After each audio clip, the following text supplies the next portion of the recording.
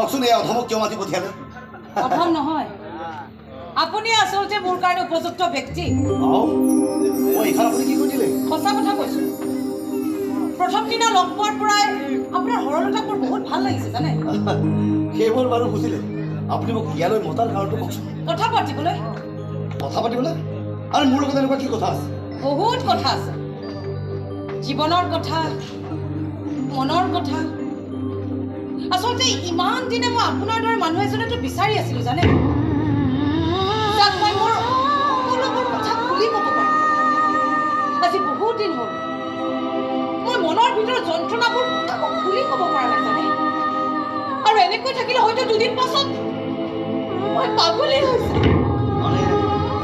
আপুনিনো কি কৈছে মই বুজিয়ে পোৱা নাই মই সেই নৰকময় পৰিৱেশৰ পৰা মুক্ত হ'ব বিচাৰিছোঁ আপুনি বুজি পোৱা নাই নহয় আপুনি মোক এটা সহায় কৰিব কওকচোন মই হাৰিব বিচাৰোঁ এইটোনো কি ডাঙৰ কথা হাৰিলে হ'ল এইটো মোৰ কাৰণে যে বহুত ডাঙৰ কথা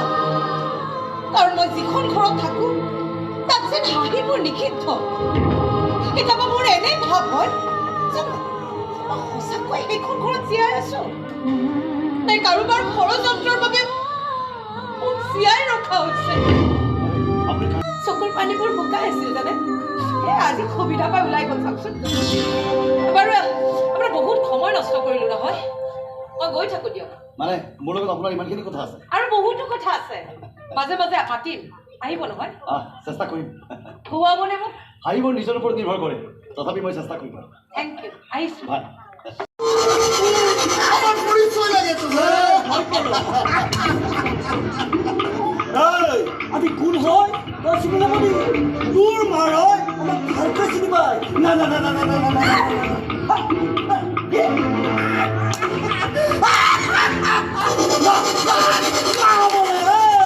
কিন্তু এইবাৰ তোৰ মাৰৰ চিনি নাপাব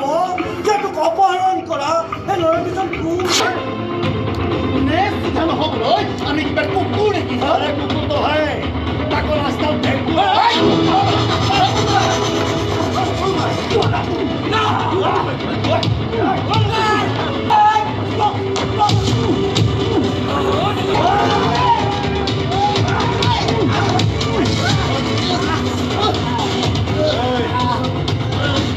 এটা কথা ভালদৰে জানি থাক মই চিন্তা থকালৈকে মোৰ ফেমিলিৰ কোনো একো অনিষ্ট কৰি সদায় এখন মাজত প্ৰস্তুত হৈ থিয় দি থাকিম আটাইৰে আগত